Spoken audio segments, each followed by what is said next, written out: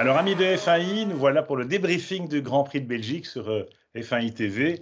Et il faut le reconnaître, l'orange est mis, l'orange est de mise. Vous le voyez, je suis orangé des pieds à la tête parce qu'il faut reconnaître la suprématie exceptionnelle affichée par Max Verstappen dans le Grand Prix sur ce fameux toboggan des Ardennes. On va y revenir, mais aussi sur quelques autres événements d'actualité.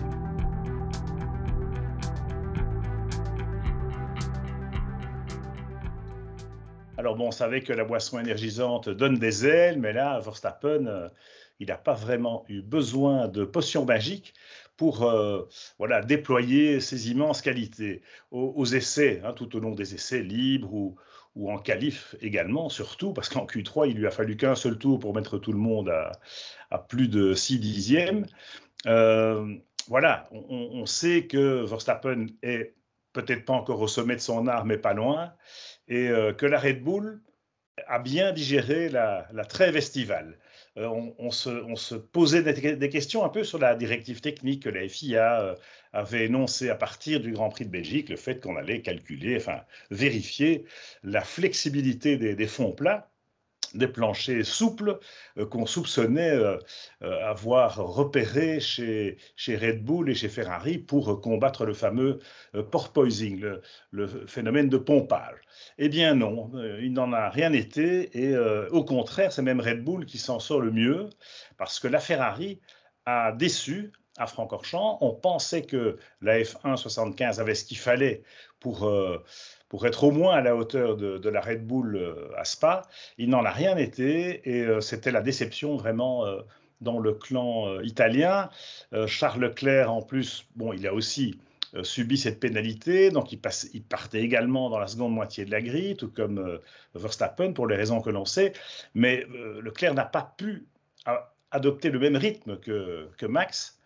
Et voilà, il a limité les dégâts, on sentait la frustration chez Ferrari, on sentait aussi l'impuissance, parce que même avec Carlos Sainz parti en pole position, ils n'ont rien pu faire pour éviter un doublé Red Bull, puisque Sergio Pérez, même si, franchement, il n'a pas vu le jour non plus par rapport à son équipier, Sergio Pérez fait deuxième et remonte et dépasse d'ailleurs Leclerc au classement provisoire du championnat.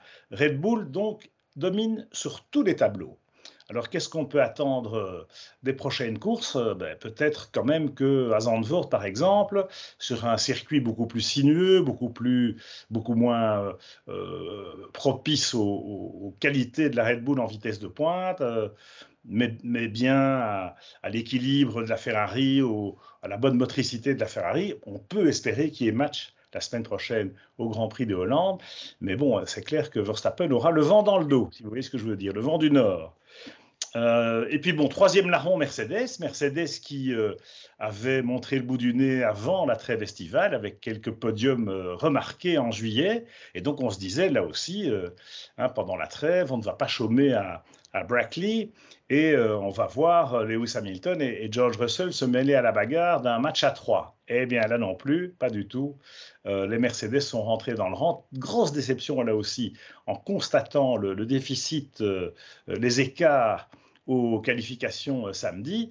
Et en course, bon, on a vu que Lewis Hamilton a rapidement été expulsé hors du Grand Prix par sa propre faute.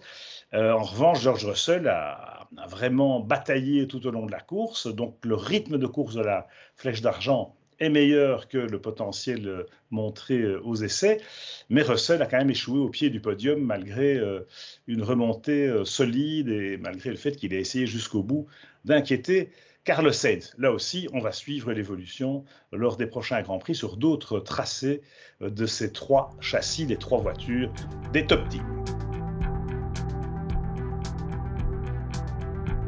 Alors derrière la bande des trois, il y a évidemment la bagarre qu'on appelle pour le midfield, le milieu du peloton, dont émerge maintenant Alpine F1 Team, qui réussit encore une très très belle moisson de points dans les Ardennes, avec un Fernando Alonso toujours aussi flamboyant, et Esteban Ocon qui partait de loin et qui lui est remonté avec quelques dépassements d'anthologie, on l'a vu, où il passait deux voitures en un virage.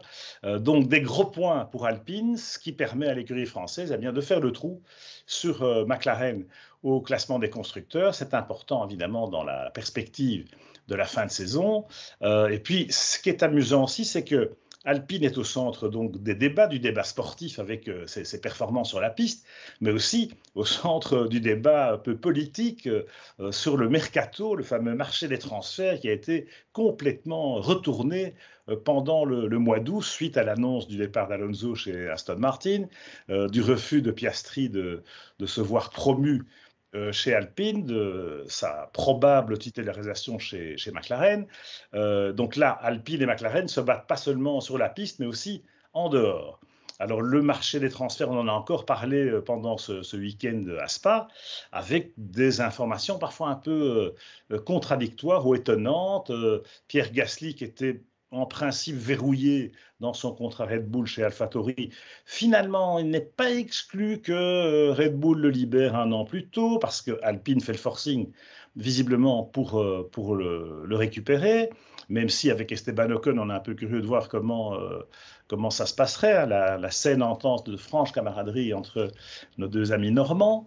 Bon, c'est pas gagné, hein. Cela dit, il y a d'autres candidats. Il y a évidemment Daniel Ricciardo, puisqu'il est mis à pied par McLaren. On a parlé de Mick Schumacher, qui est le préféré d'Esteban Ocon.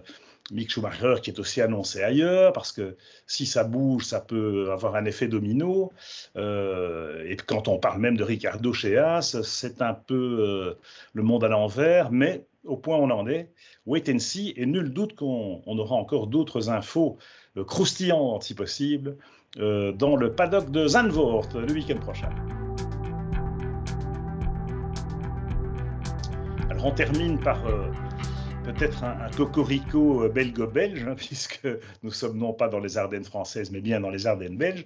Et on s'est régalé tout le week-end, parce que vraiment, ce décor majestueux, ce circuit qui est vraiment le plus spectaculaire, le plus sélectif, le plus beau du monde, ces montées, ces descentes, c'est absolument vertigineux. Les pilotes se sont éclatés, et les spectateurs, alors n'en parlons pas, les spectateurs qui étaient là au grand complet, c'était plein, archi plein, depuis le vendredi jusqu'au dimanche. C'est un signe évidemment de cet engouement populaire de la Formule 1 qu'on remarque depuis maintenant plusieurs mois, depuis la fin de la crise du Covid, et surtout grâce au fameux effet Netflix de la série Drive to Survive. En attendant, il y a un public qui est là, il y a parfois un nouveau public, mais à Spa, on a vraiment été voilà, on a vu la F1 sous ses meilleurs aspects, briller de mille feux, voilà, magnifié par ce terrain de jeu comme il n'y en a pas d'autre. Le circuit centenaire en plus, hein, l'anneau de Spa-Francorchamps dans les Ardennes. On est vraiment bluffé par ça. La qualité de l'organisation aussi a été remarquée, parce que dans le passé, ça n'avait pas toujours été le cas, donc il faut le souligner. Et voilà l'ambiance que cela a créée.